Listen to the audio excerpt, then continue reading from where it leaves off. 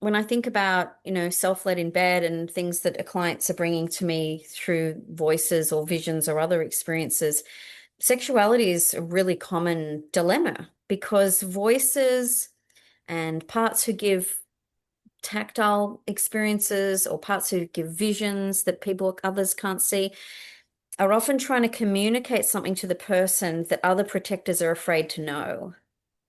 And so one of those dilemmas can be around sexuality. Hey, curious people, you're listening to the Self-Led in Bed podcast, where we explore our fascinating internal sexual landscapes and discover our authentic sexual selves. I'm your host, Patricia Rich, a certified internal family systems and sex therapist, coach, and creator of the self-led sexuality model for healing, pleasure, and empowerment. I've spent the last 30 years helping people to develop fulfilling relationships with themselves and others. If you're ready for some warm, smart, and juicy conversations, me and my parts invite you and your parts to get cozy and settle in. On today's episode, I speak with Stephanie Mitchell, a certified IFS therapist specializing in non-ordinary states, psychosis, and complex developmental trauma. This episode has it all. A fascinating topic, personal stories of healing, clinical insights, and frank conversation. Please join us and do be aware that we address topics related to sexuality and trauma, and listener discretion is advised.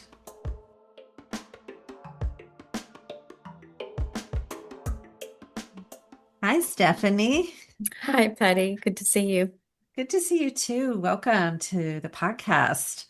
I'm so Thank you. excited that you were available to talk, and I have so much respect for the work you're doing in like several different areas. So I'll let you tell a little more about all of that in a moment. But before we go any further, would you want to check in and just see what parts you're noticing as we get Hmm. started? Yeah, that's a nice invitation.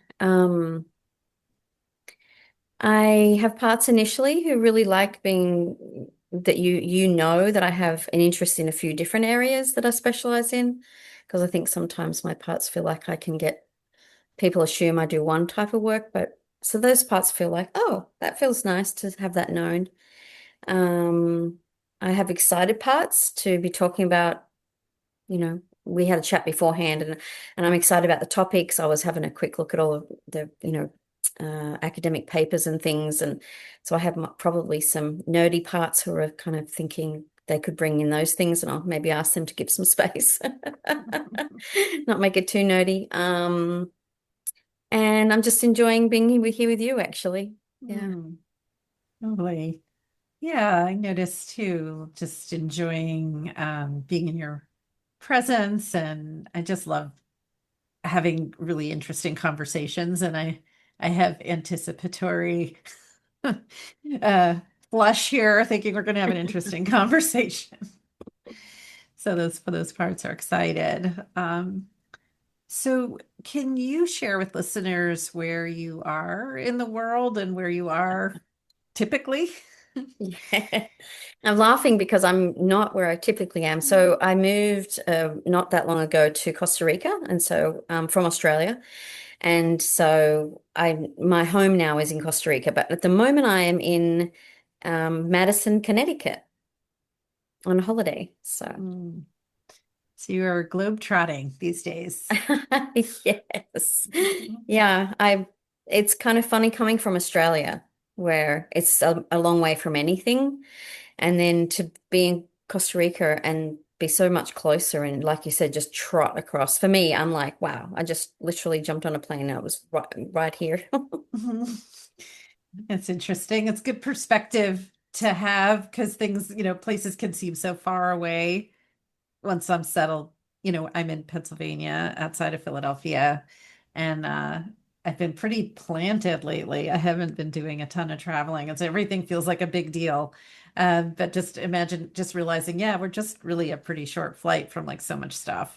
Yeah, And that's how it feels to me. yeah, we're not oceans away from Yeah. everything. So. Cool. And are there any aspects of your identity that you would like to share? Yeah, so I identify as a queer, cis, female, lesbian. I was married to a man for a long time, but I've always identified as lesbian as well. Just grew up in the church, and that wasn't really something that I could.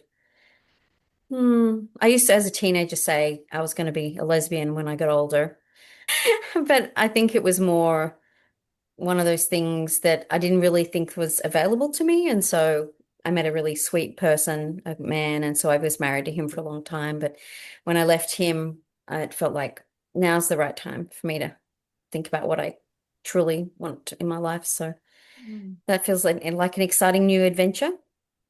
So that's recent for you, relatively, In the right? last 3 years, yeah. Mm. So I was lucky I came out and then was really, there's a beautiful community that I just left actually in Australia, queer community that I was part of for those 3 years. Yeah. Yeah. So, that's a bit of your personal journey. Mhm. And I was going to ask you about your professional journey and how you found IFS, and that may interweave with your personal, or maybe it doesn't, Mhm. but however you want to tell that story would be great. Yeah, the personal absolutely into my professional absolutely interweaves with my personal. Because um I've been in therapy since I was about 18 and you know I had a lot of trauma in my childhood, so I was in therapy, and then also in my very early 20s, I trained in family systems therapy. But then I took a really long time off to have my children and homeschool them. And it wasn't until much, much later when I was going back into the workforce and I had a kind of what you might call a nervous breakdown and got back into my second round of therapy that led me back into initially being a peer worker. So I was in the mental health space working with other people, but from a place of like, I'm a broken person, identifying with other broken people is how it felt.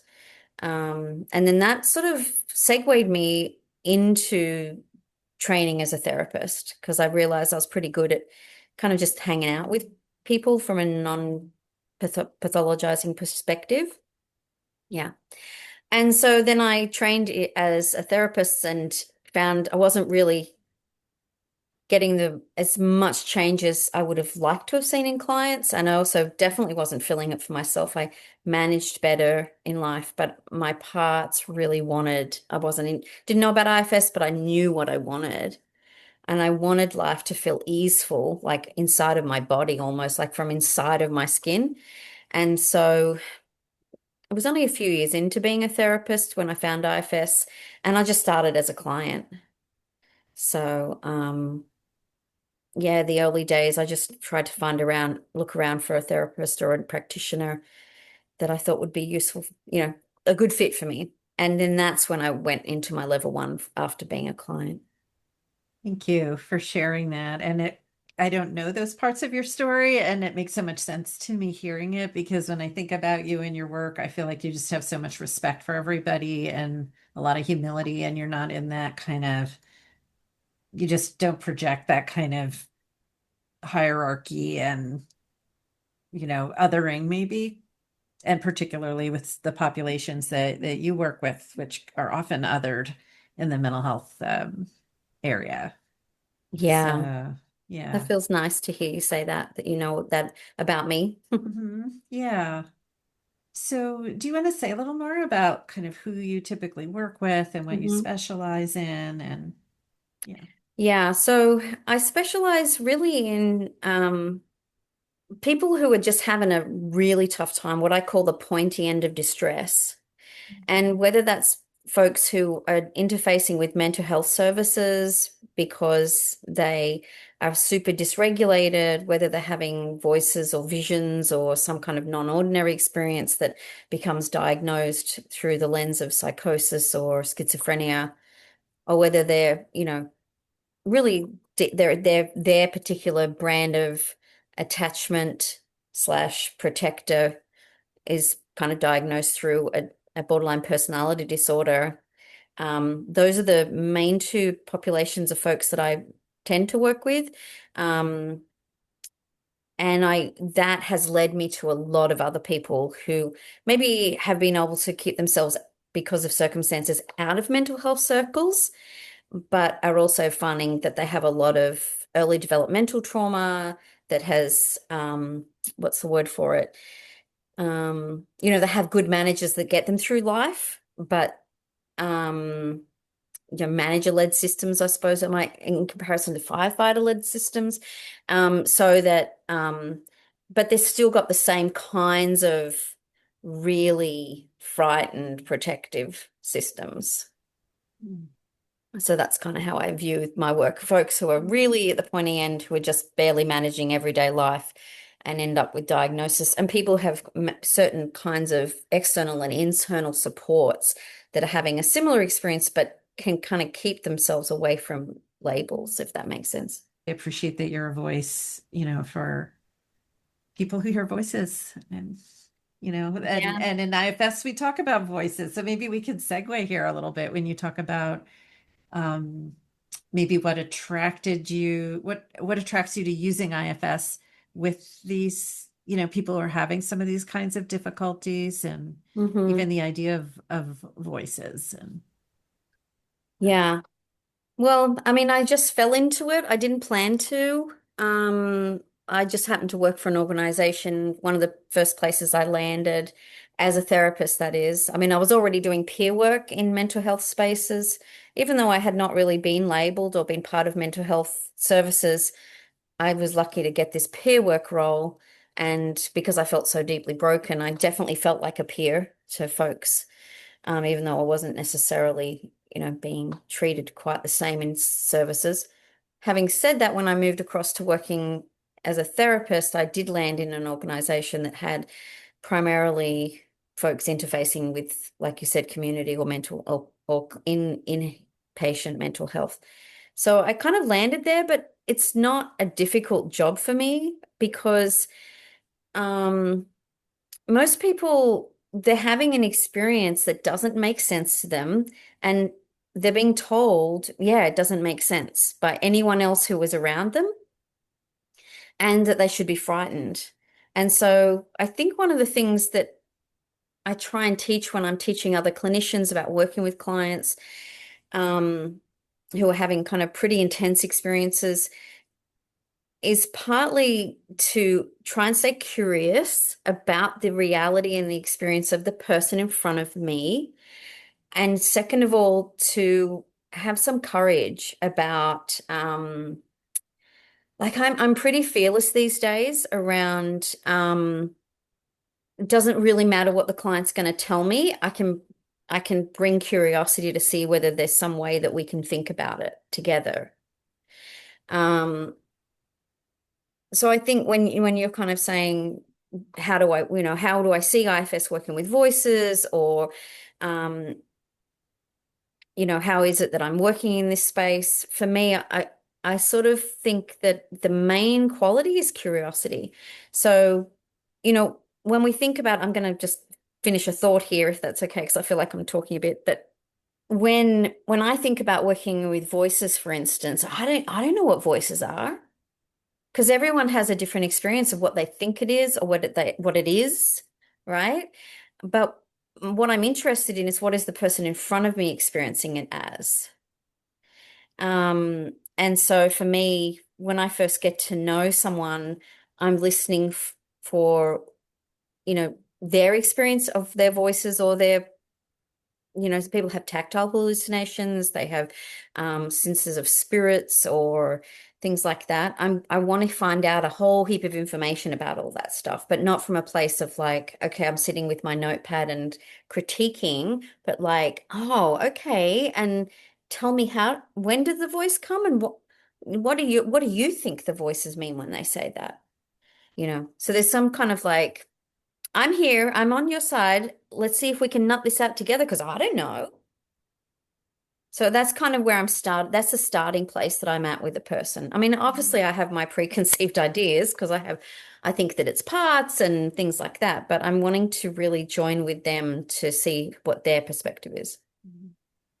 I'm hearing a combination of both courage and humility, which should be another C word, I think. Yeah. So, yeah, the courage and humility. And now, of course, this is the Self-Led in Bed podcast. So, this might be a good transition here into, what does this have to do with sex and sexuality? Yeah. How does this arise in your work with clients? Yeah, it's such a good segue actually, because when I'm thinking about clients who come with experiences like that, there's often themes. There's themes of power and powerlessness and having had power used over or against them, right? So, sometimes voices are conveying things through metaphor or the kind of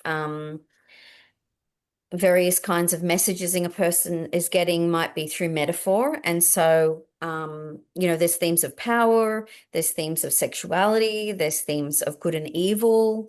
There's often very, very kind of common themes, and people come in and they tell me things that I've heard many, many times, just like every other client that we see, right? Clients come in and they tell us things, and we're like, yeah, I've heard this. This is not a surprise.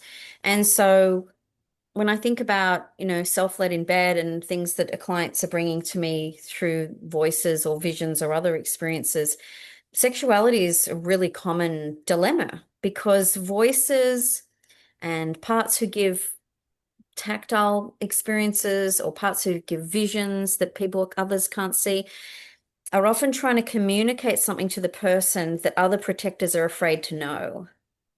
And so one of those dilemmas can be around sexuality, and it can show up as anything, honestly. It can show up as um, I have a religious belief, and those religious beliefs impact what I think I'm supposed to be sexually. And so therefore, how I actually feel is an inner conflict for me. And so there's like a real push-pull inside and between, you know, either I'm a terrible evil person, no, I'm pure, or um I mean, people have all kinds of identity things that go on about, maybe I'm gay, maybe I'm not gay. Um and so that's where, I have to have a lot of just like being like, well, let's find out who says what and why and what does that mean? Because we don't want to make any assumptions about you are or you aren't or who says that. And then there's the transference piece, because sometimes clients will bring in sexual feelings for me. And especially if they've got voices, voices add a second element to um, a person who has a part who's sexually attracted to me or a part who says things and voices.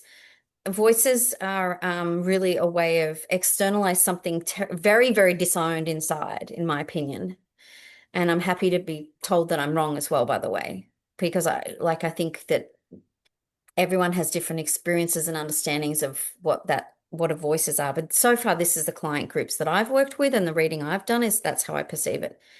And so voices can say things that are even kind of bigger because they're slightly removed. So I've had a client want to sleep with me, and then we talked a little bit about what would it mean if he could sleep with me, and then um, for him it was about being feeling, desirable, that he was a desirable person, and we talked a little about that. And then when I kind of put some boundaries in, his voices were saying the word rape over and over. And so we kind of got curious about what does that mean, right? And again, those things are only said as a kind of expression. It's a metaphor of something else. Mhm. So I don't have to be worried about it, is what I'm trying to say, because I can, So the client's voice was saying rape, and then you because were, yeah, and what we talked about was that I wouldn't give him the thing, and he felt some feelings about that. And then we were talking about themes of powerlessness and power over, and then this part. for whatever reason, I didn't actually do the best therapy in the world. If I'd done better therapy, I would have found out why it said that. I did a little bit of a rescue because the client felt a lot of shame that the voice was saying that. And so I kind of reassured him instead of getting curious. But I can make up a story that the part felt shame and said that as a way to regain power. Um, and so, I mean, that's one example of sexual transference. There's can be all kinds of different ones. Yeah.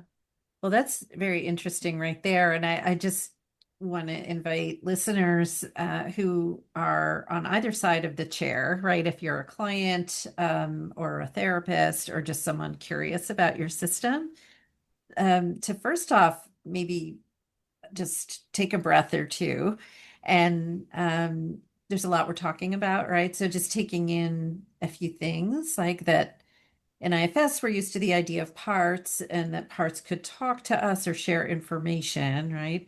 But then we have another level that you're talking about, which are voices, which are very disconnected. So maybe don't necessarily feel like parts. Is that right? They don't for the person, no. They don't for the person. And you have a belief they are parts, but they're very disowned or very That's right. disconnected. Yes. And then that the, repressed feelings related to a lot of things, but power dynamics and sexual dynamics, and of course, those two things can intersect, Yes. are often some of what's stuffed away. Yes. Right. And so then that may come out in what the voices are saying. It might create a lot of fear for the person. Right. Yeah. And then the person's voices might say very aggressive things to you as the therapist, particularly in this case about rape or Yeah. assault. And what I'm hearing is that you sit very solidly in your seat and that your parts aren't generally feeling threatened when that No. happens. And I imagine you maybe didn't start that way. I don't know, but that could be a challenge for people, right? Whether it's fear of a client having the capacity to do that or harm the Hmm. therapist, Hmm. or maybe they're talking about someone else, like having rape, fantasies or Yeah. Yeah. urges or something toward another person. And that can also be very frightening, I think, for a therapist and bring up lots of Hmm. parts. So I wonder if you could say something about your own spaciousness around Hmm. that, or how you might help someone on the therapist chair and then maybe in the client chair. Like you said, you kind of did a rescue because other parts had shame that this one had been Yeah. spoken for. Yeah. So how I hold my seat is, that's such a good question. Because these days it doesn't feel like I have to that do that. It's not like it's something I have to do. I probably want to speak for, there might be occasionally a time when my parts will go like, I wonder if that's a legitimate, thing. And I have to just ask them to give some space so I can get curious again. Um, and but mostly what I know is that, like you said, really aggressive things, especially when they're given through voices and things, is a way for a person to feel heard when they actually feel quite powerless. If you think of a small child, not that all voices are small, but if you think of a small child who's like, I hate you, mummy, I wish you were dead, right? And it's a little kid and they're having a hard moment and they're just really angry and they're expressing it, right? That's how I perceive it. I perceive that, in a moment when I'm just really flooded with feelings and I can't quite, I maybe have a part who's like, be polite, don't say the thing you want. And that's how most of my life has gone. And the voices have come to help me stand up for myself. But their way is so much more the opposite of my good girl parts, right? They're like, well, those are the ones, those good girl parts are really a problem.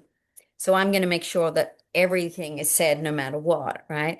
And so for me, when I'm hearing those kinds of things, of course I would be very worried if I was hearing it and I started to get curious and it was a legitimate, yeah, I'm going to do something or I want to, or this part's the strongest. But I haven't had that be the case. And I think that's what helps me have my seat Because every time I can say curious and I can ask, how is that for you to say that to me?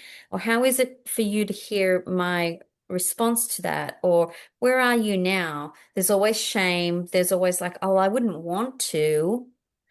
I don't know why these voices say these things. Or can we get curious? Why do you think the voice says that? And so for me, that's what helps me stay in my seat. I'm actually the one with a lot of power in this relationship, and that's where I don't want to misuse my power by coming through with my fear, which is not about the person in front of me. It's about something to do with my reputation or that's how I view it anyway. That, I'm coming through now with something that's about me, not you. Mm-hmm. Yeah, interesting. So if we're talking about non-ordinary states, voices, etc., how much do you connect that to trauma, or how much do you see in your experience that as trauma based, as opposed to the sort of more biological basis? I think there's very little biological basis. I mean, if you want to look at biology, the only biology that I know is things that, there are actual like infectious things you can catch that will create it.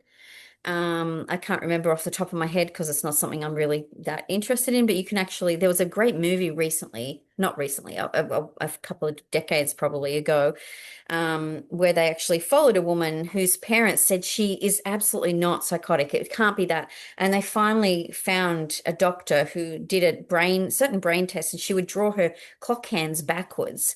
And he realized she actually had some kind of an infectious disease that caused psychotic-like symptoms. And once they did actually treat her for that condition, she got better. So, when we think of biology, there's a big myth around, chemical imbalances or hereditary nature of these kinds of experiences. I think personally, and now I'm going out on a limb a little bit because it's not like there's conclusive research, but there's good enough research, in my opinion. I think some things are just not particularly able to be fully, what is research? It's one of these research is a tricky thing because very few things that can be conclusively 100% anything, in my opinion. Anyway, there is very good research on the traumagenic origins of these kinds of states that get called psychosis, or end up being diagnosed with schizophrenia after a period of time. So we know that there's traumagenic origins. Dick Schwartz, in his 2017 or whenever it was, talk on psychosis at the conference, said he reckons it's 99%. I would agree. Traumagenic, I mean. So, as far as let me slow myself down because I can hear my parts who would like to talk about research. And maybe I'll just quickly say there's the traumagenic side, there's the brain studies side, if you want to follow that side of it, around the fact that there's no real brain studies that can prove any kind of brain link. And then there's this lovely other side, which is some emerging research around dissociation and psychosis, that it's not, a brain problem, it's a dissociation problem.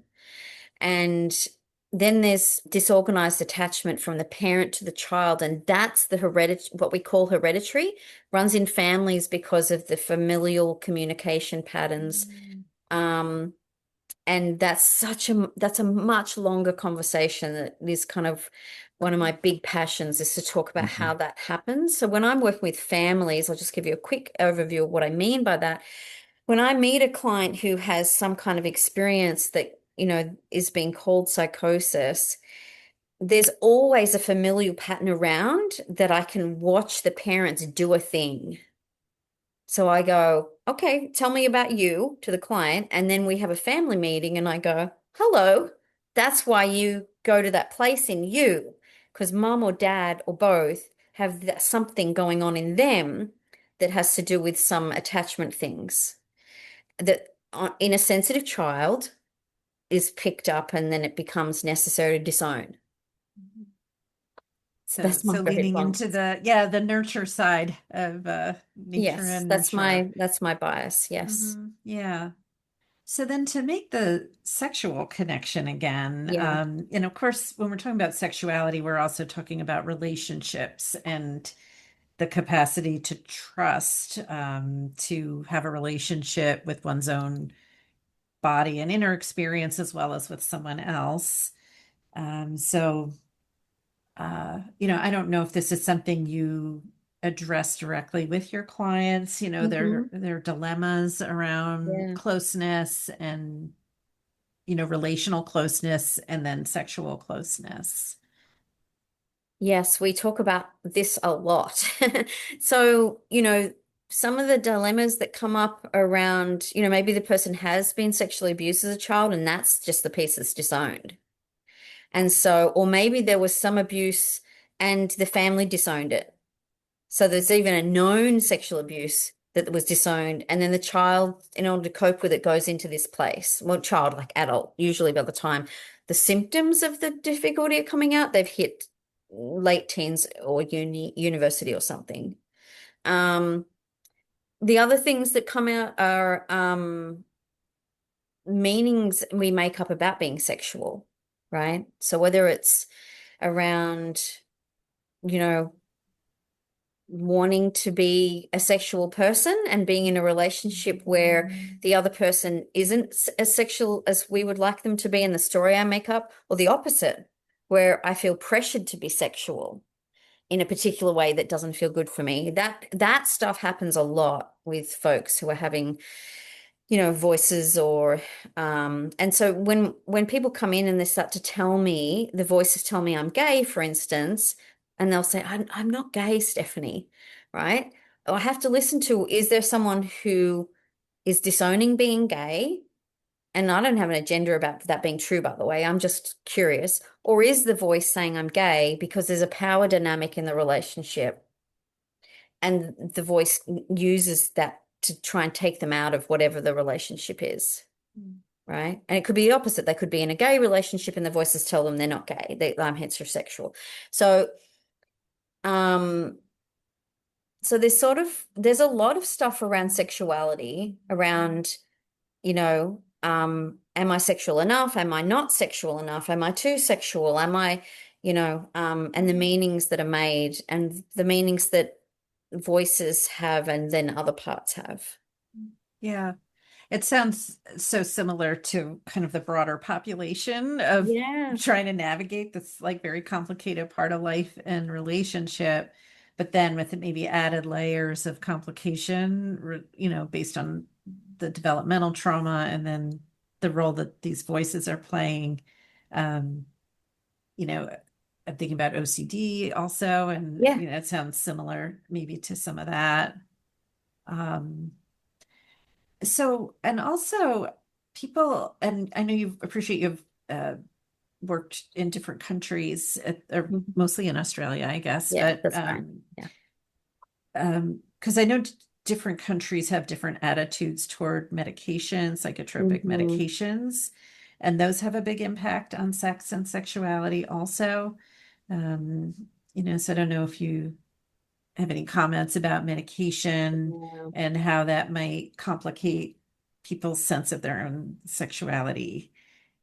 Yeah. I've worked with clients who had such a strong sex drive that he tried to use the psychiatric medication to lower his sex drive because he had so much shame about the sex drive, and the medications just didn't stop it. He was taking a lot to try and suppress, but his parts could get above that. I've also had other people who, yeah, it's a real difficulty because, they want to feel sexual with their partner, for instance, and then they can't. And then there's other people who that's the thing that stabilized, the fluctuations that were giving them so much difficulty, right? They've got parts who have opinions about being sexual and not sexual or whatever, and then the medication helped everyone to feel, well, the ones who didn't want to be sexual, for instance, feel calmer. Of course, again, this is very true of people who are taking antidepressant Yeah. medications, which can have a huge impact sexually, and lower libido or make it harder to have an orgasm and all those things kind of run the gamut. But I think some of the medications may be more impactful than others, or people may have less of a sense of agency or choice I think about that's the main changing key. them. Yeah, the lack of agency and choice around them. And to most of my clients, they're much more worried about things like the weight gain that antipsychotics create. Um, and I also t do tend to, because, and my service is fee for service. I don't work in the health service. But I do work with a lot of people who are coming who are not medicated. And so, or they've arrived fairly early on in the journey before they're, and they can get off pretty quickly. So the medication, I suppose, just saying, is not always as big an issue for my clientele. Yeah. Mhm. So again, that's that larger systems lens, right? That if people have more That's resources, right. they have more agency around making those kinds of decisions around Yeah. medication. And, like one of the things that I'll do is, hook them up with a good psychiatrist that's going to help them taper if they want to do that. Mhm. Taper safely, really, really safely. Mhm. And then if sexual feelings have been part of the dilemma in the first place, or any feelings actually, how are we going to deal with that as you taper? Mhm. Yeah. Yeah. Hmm. Remembering someone I saw, this was a long time ago, who had, I was not, I don't think I had trained in IFS yet, but Hmm. she was someone who was very convinced that her boss, or maybe the CEO of the company she was working at, had a crush on her. Yeah. And it didn't sound like that was probably the case from other things, that she said, but she was very fixed on that idea Yeah. and thinking that he was calling her at her house and leaving her notes, and what Hmm. should she do, and should she approach him, and Hmm. all of that kind of stuff. And I guess the challenge was like my parts, like part of me staying with her and being curious through her eyes, and another part that was feeling protective of her. Like, I don't Yeah. think that's what's happening. If you say something, you'll probably lose your job. You could be humiliated, like this sort of protective part Yeah. that I had. Just coming to mind. I haven't thought about that client in a while. Yeah. Well, how did it go? It was kind of a progression over time. And then I think she did wind up speaking about this and calling, this person. And she did eventually lose her job. Right. And so that was very painful experience for her. Yeah. Yeah, it's tricky. It brings up for me the ideas of like dignity of risk and accompanying someone to make a mistake that does the cost them. Mm. Be Did you say the dignity of risk? I Yeah. haven't heard that phrase. I like that. Hmm. Yeah, that, in psychiatric services, we often don't give people the dignity to make mistakes and to risk things and to learn from them, because we deem them to not have, awareness. We're all of us are walking around without awareness all the time. I think that we're run by our unconscious mind a lot more than we like to believe we are. The amount of times that people come in and they're saying things to us like, you know, I know that I'm attracted to this kind of a person, but I can't stop myself dating them, you know, or I know I shouldn't drink, but I keep drinking. I think that's where our unconscious is like running our life. But we like to think that we're in control and we're okay, and these people are not. So I think for me, when I hear that story, I think it's a beautiful example of giving someone the dignity to make their own mistakes. And what it also raises for me is two things. One is there's this great paper called Resisting the Negation Reflex, where we don't try and negate someone's experience because well, it just doesn't work. So don't do it. But the second thing it brings up is, can we use curiosity for that to help them find their own answer? And so for me, if I had a client coming in to say that to me, I'm kind of going to ask them a bunch of questions for as long as they can tolerate without feeling intrusive. And what I mean by that is like, gosh, what's that like to have your boss like you and be ringing you? And how long has that been going on for? Have you ever felt it anywhere else? Like, I can't imagine what that's like. And what do you think he does it? So there's a way of, I'm not saying it's true and it's happening, but I'm joining enough that the person gets curious. And then from that curiosity, is there some like she gets a little bit of her own self energy to look at her parts, right? And if she can sort of say, well, I might, one of the questions I like to ask a lot is when did it start and what was going on when it started?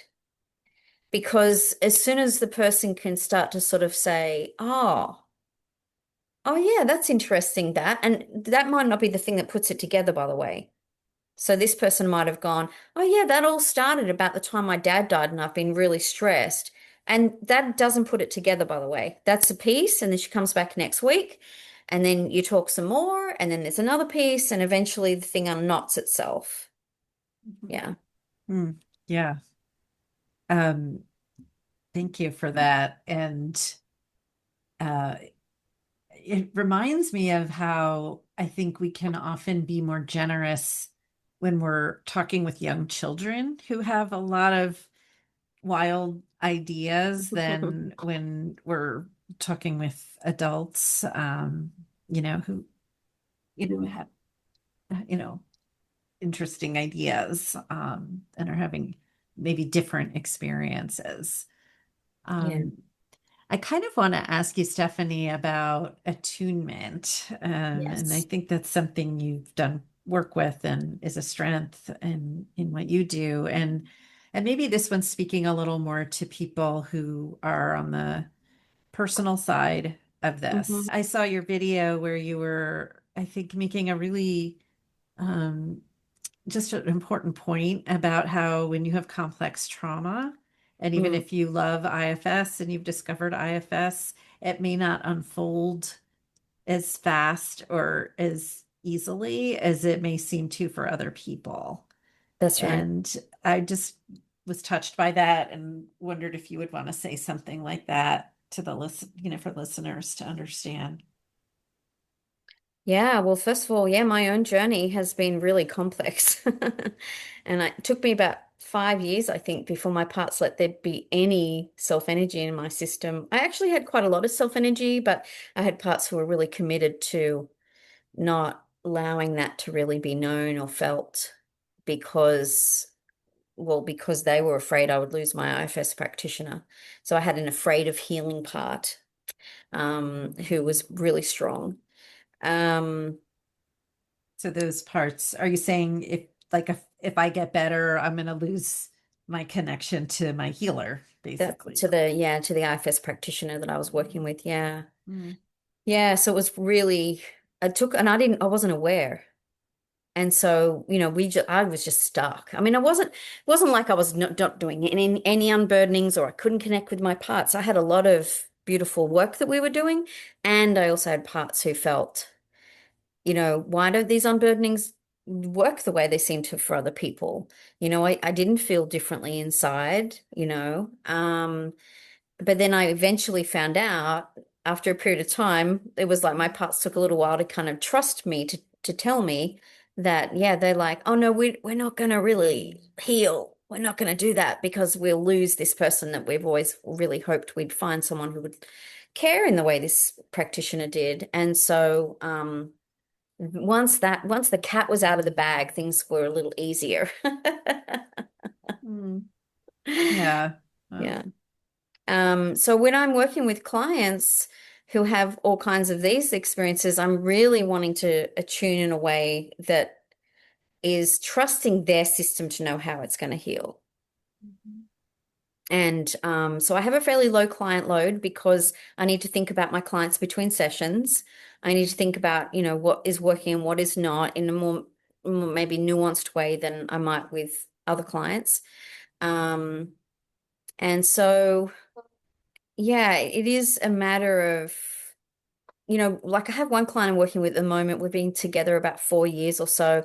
And the first 2 years was just relational safety making, right? It was just all we're going to do is move towards and away from his voices. And I have other people who come in and, they're really scattered. They're talking as if they're in a dream state. Like that's what, if we think about these states, right? If someone told you I had a dream and these Martians came and then they, transported my body, and you would go, wow, that's a really interesting dream. I wonder what it means.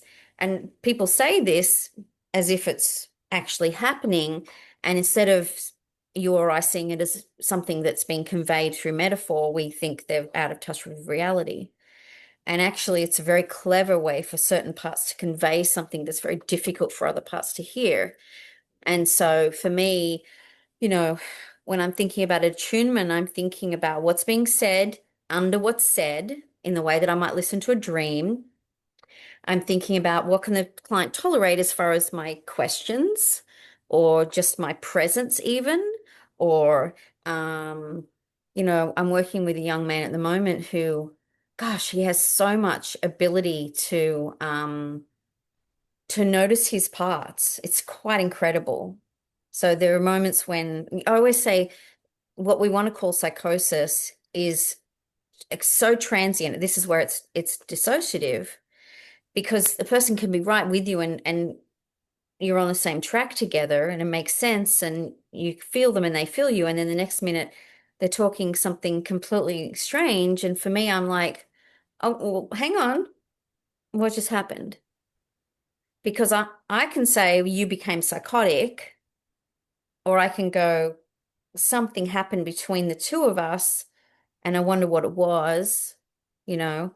I can own my side, or did you just go because you went there because we were talking about something too difficult?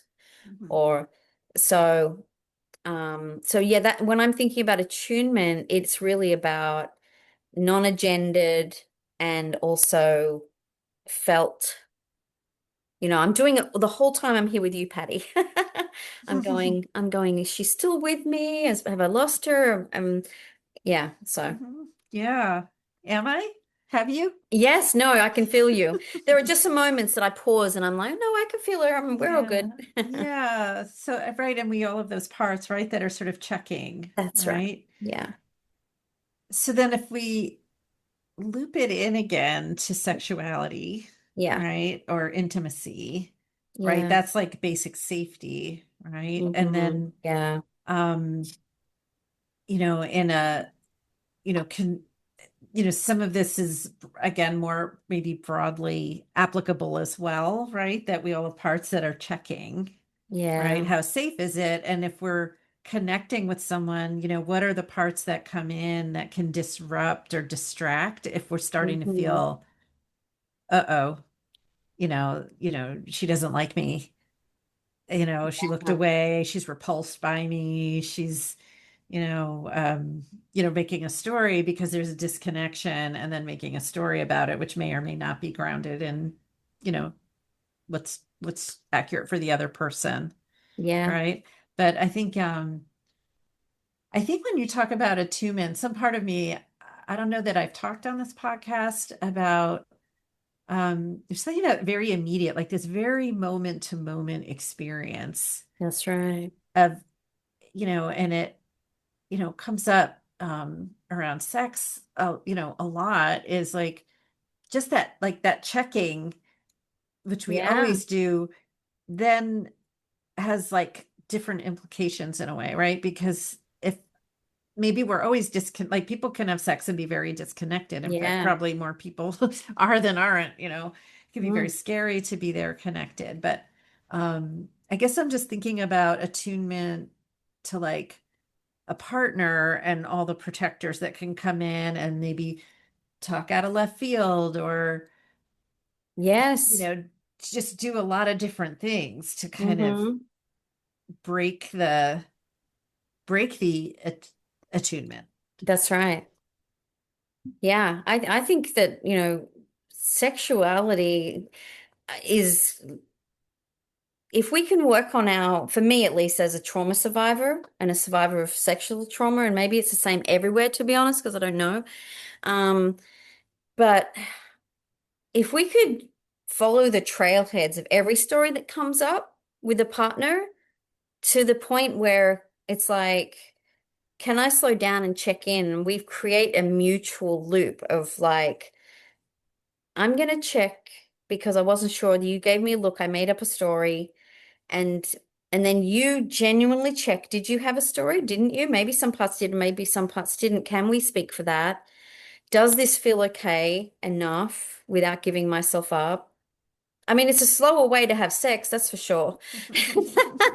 Yeah. But maybe if I was to really follow my trailheads so that I don't have to make up stories at every look, it's one of the big things in my own healing has been stopping making up stories about my IFS practitioner, Mhm. right? And just going, oh man, like it makes sense my parts go there because they had to do that a lot when I was little because it wasn't safe, connection wasn't safe. And what I do feel safest, my young parts told me once it was much easier for them to be mad at my therapist because that was a safe connection. Mhm. Yeah. Yeah. And Mhm. so there's kind of like this thing of now I'm like, oh, I can feel a part of me who wonders whether that look was a thing. And then I can just go, guys, do you remember the 3 million times we've felt safe with this person? And they go, oh yeah, we forgot again. My parts go again. Um, so yeah, I think there is something really sweet about an intimate partner relationship where you can come to a place where you slow down enough to really know each other and feel safe enough that you Mhm. don't have to I mean, you have to check all the time because it changes all the time, right? Right, right, You right. want what you want and feels good, feels different all the time. And at the same time, we don't have to add the extra layers of story if we can feel Mhm. safe. Right, right. This is taking me to the successes again, and that first one being safe. And there's so many elements that go into feeling safe, and it's not Yeah. like it's a permanent state, if we go in and out of a Yeah. sense of safety moment to moment, really. But I think what you're describing is so powerful when people have some language for it and can check in with their own parts and have language potentially with a partner, so that it can be just named and checked Yeah. in on. And, that takes a certain amount of self energy on both people's parts, on the part of both people's parts. Yeah. um, but, uh, it's, it's something that's very hard to talk about and even put our finger on, because it's just Mm. almost like a feeling that is underneath all the other feelings, and Mm-hmm. and also for folks who have had a lot of um, intimate betrayal in different Mm-hmm. forms through life, it can feel a lot safer to be disconnected Yeah. than to be in connection. So why risk? What was the risk word you used earlier? The dignity of Dignity of risk. dignity of risk. I think it can be easy to miss what an amazing act of courage it is for a part to risk openness, to initially even to self energy. I mean, not only like hugely, like to self energy, or ultimately like to another person and their Mm. parts. Yeah. Because if the safe zone is really my solo experience, and a lot of people, have very developed individual sex lives, Mm-hmm. which feels way safer, than venturing into this fraught area of vulnerability, and, you know, how how to navigate that. Yeah. I think that's why therapy is such a great, if you follow, I think it's all about the trailheads, right? What story do I make up and about me and about the other? And because I think there is also a point at which in that connected space, I have to have enough self-energy to also be with my parts. Because it's about safety between you and the person and me, right? Me and the other person, or however you want to put that. And then there's also an element of like, my parts could endlessly seek like valid, what's the word for it? Reassurance. And when does that kind of become like, I don't know, their own little loop rather than really Mhm. going and taking the trailhead about what's that about, guys? Mhm. Yeah, Yeah. Yeah. yeah. And I think when we can notice our parts that maybe have a certain driven need, or like there's a certain emotional quality that they keep seeking, Yeah. um, if we can consciously know it, we can ask a partner in through some kind of consent conversation, are you available to really pump up my part right now? And that just like helps me feel secure, and it kind of turns me on, to feel seen. That is so cool. Yeah, Right? that's Because when we real. know it enough to name it, Yeah. and we can see, and this is learned through experience, right? Of just Mhm. assuming that if I have an emotional need, it is my partner's job to Mm. respond to it, Yeah. and realizing, you know, not so super long ago that, oh, like I'm asking for something and I should see if my partner is available to provide this kind of emotional like attention or validation or reassurance, or Yeah. uh and not just assume they're like a bad person, and Yeah, that's have my right. exit. I have parts that have a very quick jump into exit strategy, despite our Hmm. like 40 years of being together, um when they feel like, oh, we are sharing something vulnerable and that they're not responding the Yeah, way I it's such want. a dance. If we can, I think what I'm really enjoying about what you're talking about is the self-awareness and as well as the relational um not making assumptions about what you should, right? What he should or you should. There's can I ask a question? This would feel good for me right now if it would, how do you what's that like for you? And if they're not available for that, what happens inside and what do you need for you? Mhm. Yeah. Yeah, yeah. So, when we're able to have an awareness of these very vulnerable parts of ourselves and some capacity to acknowledge them, and I think that's a spectrum too, like just Yeah. noticing it is a big deal, and maybe taking a breath when we feel that is a big deal. And then, if we can be in a place of enough space to offer something more to the Yeah. part, I think anything you can do is good that offers a little bit of attention and validation, to those tender Yeah. parts. So when we can do that in ourselves, then I think it creates much more room, and for play, and for ultimately, like sometimes I think people, you know, hear these ideas and they're like, that sounds like a lot of work. Like that doesn't sound very sexy. Doing therapy in bed. Um, but I think over time, it creates a lot of intimacy. Like it Yeah. creates the potential for a lot of intimacy because you And I think can, yeah.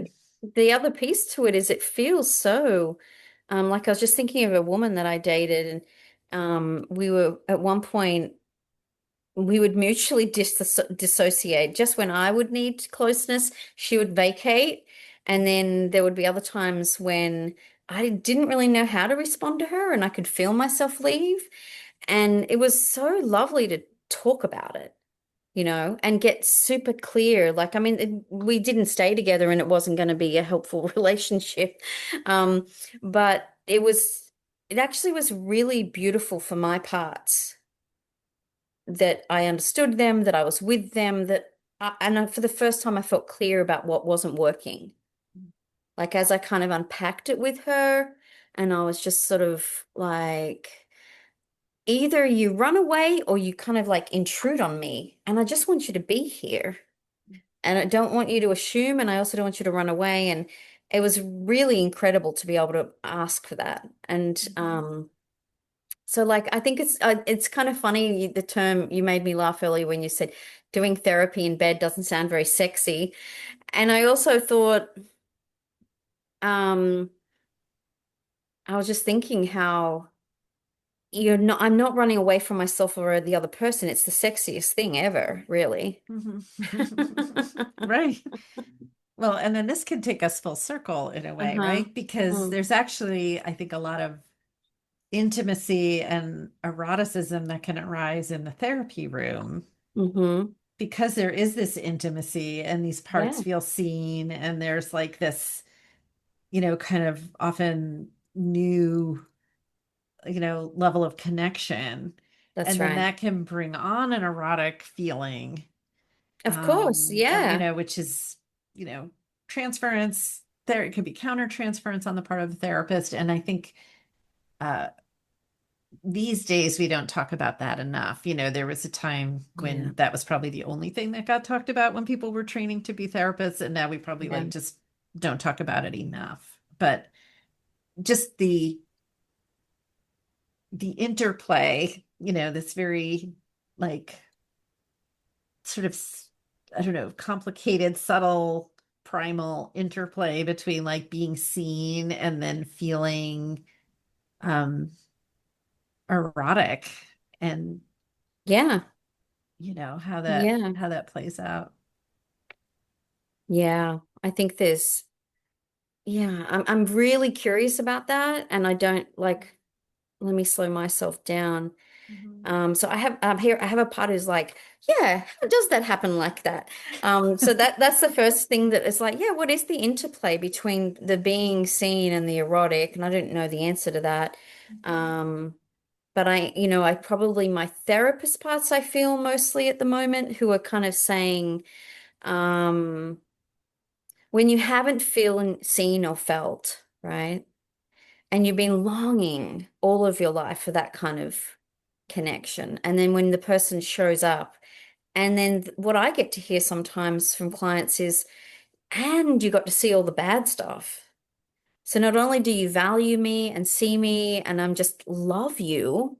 This is the client saying to the therapist, and I love you for loving me, but you've also seen all this hideous stuff about me, like, and that feels very, there's, like you said, the emotional intimacy leads to feelings of, Mhm. sexual intimacy. Yeah. Right. Yeah. And that brings in the container of the therapy too, right? Because it's often Yeah. easier to feel that when there's not going to be, Yes. And can we any sexual explore it? activity. Mhm. Oh, yeah, totally. I remember telling one of my clients because he was like, but, I finally got this thing. And I said, well, we're not going to have sex because I don't think it'll really work out the way your manager think it, or whoever it is, the protectors think it's going to work, right? That if we could have this thing, it would heal all of your problems. I was like, I don't think it's going to work out like that. I mean, aside from all of my therapeutic boundaries and whatever, their plans for this magic bullet is just not going to be true. So, but what we can do is totally use what's here, which is, like you said, the thing that makes it so healing is that this is a safe place to explore it. Mhm. Yeah, absolutely. And Mm. um, what's coming to me now is how I think in a safe setting like that, like um, I think, for a lot of people, we're in our heads all the time, like maybe we've never felt a depth of like an open-heartedness in this deeper way, Mhm. or this like, so when you can start to drop in and experience the kind of opening, of your heart opening or your belly opening or a sexual Mhm. opening, that might be a really new first time experience, and that might be a safe place for that to happen. Yeah. And that's why it is so important that therapists have good boundaries, like, and Yeah.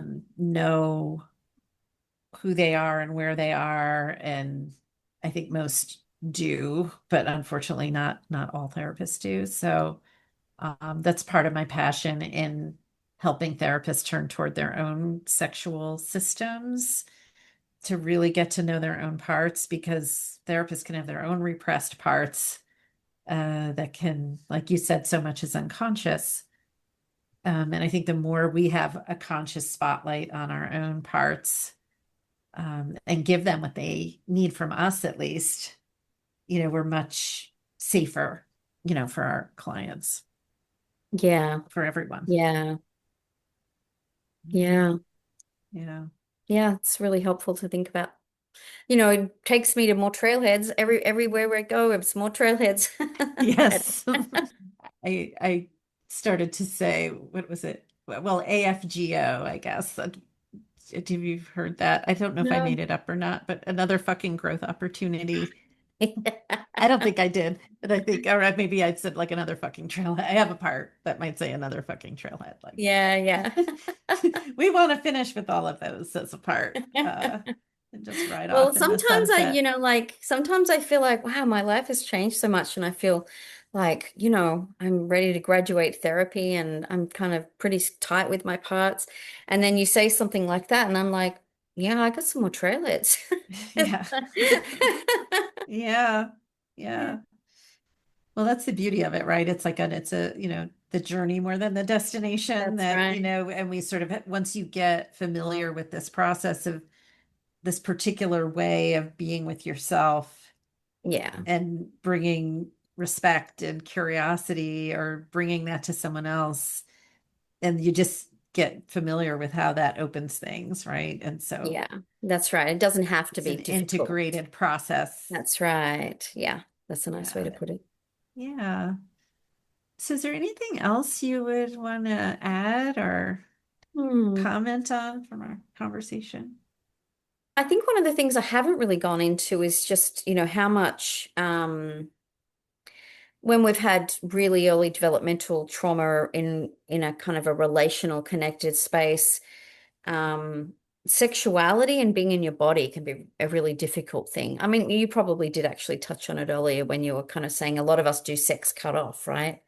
Mhm. Um, yeah, Yeah, definitely. Yeah. And there can be mm, so much shame that comes up for people around that. Like, I should be able to yeah, just do this. I should be able to just be there. I should be able to enjoy this. And it's exactly. just not such a simple, project, when there's been all kinds of trauma along the way. Yeah, that's right. So I think, it's really interesting to me with so many body-based therapies that I'm wanting to be really client-led around whether they want to be in their body or not. Because it could be a long time before someone's even ready. I think that, Mhm. what I will say, your bliss group was really helpful for me to begin to get into my body. I think I've done a lot of my I mean, you can't do IFS and not be in your body because when you're with parts, they're in your body. But I haven't necessarily just your bliss group really helped me to sort of feel more into my sense of my sensuality. What does my body actually want and need in a different way than um it's like we're doing therapy over here and and so these are the parameters of what I'm allowed to feel and things. And then there was the bliss group really kind of offered a different way to be in my body and feel safer. And I think I said to you that was the first safe group I'd ever been in. And it was kind of ironic because normally being around talking about sex is not something that a lot of folk, well, not for me anyway, that it would, I would say would be easily feel safe. So it was kind of cool to be Mm. talking in my body, talking to other people and feeling safe. And so, yeah, I think what I really appreciated about my IFS practitioner is just how she never had an agenda for me to be anywhere other than I was with what I was ready for. Mhm. Yeah. Yeah. Well, I'm so glad it was valuable for you. And I do, actually haven't, um, as of the time of this recording, I haven't offered one in a little bit, and I'm going to tweak it a little bit and be offering them again in the future. But I think it is a unique space because, like you said, we're either often in therapy, we're going right for the most, kind of problematic aspects of our experiences to get Yeah. relief there. And then, but we don't often have a lot of held guided spaces that are trauma informed, but that invite leaning into what do I want? What feels good? What allows me to have my voice? Yeah. Oh, there Yeah. we are with voices. There we came full around. Right. I just think voices, that might be the theme here, right? Because we need our voice as an embodied person being self-led. And ultimately, when we can be in that place, means that we have access to our voice. We can say what we want, what we don't want. We That's can right. speak up if something is harmful. And then maybe the parts that have taken on extreme roles because we didn't have safety and we didn't know how to or have the resources or support to be with ourselves or have external support, like those voices. I mean, do you see that those voices um, can be have less of a big job to do? Like, do you see people get better? Absolutely. Do you see people have less extreme experiences with their voices when you're with them, Yeah, for enough time? absolutely. And also, well, it doesn't even, it can be really quick too. Mm.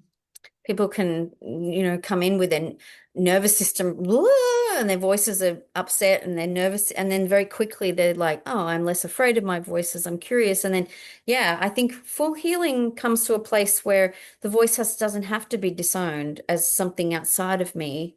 It becomes me, a part of me. And then slowly um, um, yeah, there is a person who wasn't my client, but was in a group that I was running, and he would talk about the fact that his old anxieties, when he started to hear voices, his old anxieties stopped being inside of him and started to be seem to be outside of him, which I think is a great example. And then, of course, healing brings all of that inside. Mm-hmm. Yeah. Interesting. Yeah. Wow. So we'll share your resources that you've mentioned in the show notes, but can you say anything about your practice or ways people Hmm. might learn with you? Yeah, I've actually in about 2 weeks I have a IFS and non-ordinary states, so bipolar, OCD, and psychosis are the three threads. So I have an IFS course over 4 weeks for that starting.